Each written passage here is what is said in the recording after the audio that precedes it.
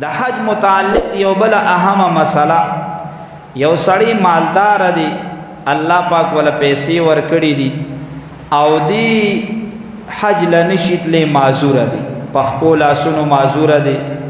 یوازې تللی نشي، بل کس بوزي خرچه نه پوره کیږي چې د دالته خدمت وکړي،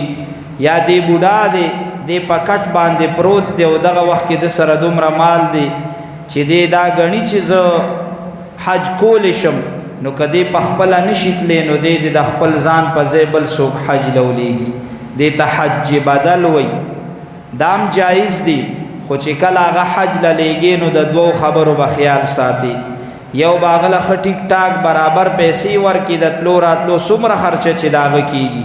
هغه خرچه به وله برداشت کړي. دویم چې کله هغه ځي نو هغه ته به د خپل طرف نه حکم وکړي چې ګورې دا حج چې ته کې دا به ته زما د طرفه کې، نو هغه چې نیت کوي نو د حج په نیت کې به دا نیت وکړي چې دا حج زه د پلاني د طرفه کوم. بعضې وخت کې یو انسان مالداری خو حج ته پاتې شي، مرګ ته نږدې شي، دله پکار دي چې وصیت وکړي چې زه مړ شم، زما د مرګ نه وروسته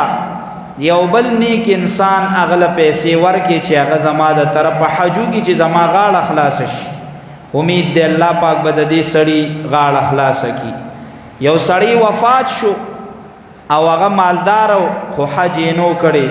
بچو سره دا غم پیدا شو چې یاره زمونږ بابا باندې حج لازم و هغه نه دی کړی، نو آیا دی به ګناهګاري؟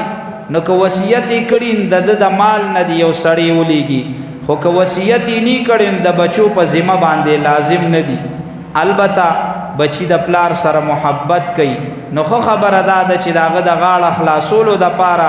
په خپل خواهش ضروري پې نه ده، په خپله خوښه باندې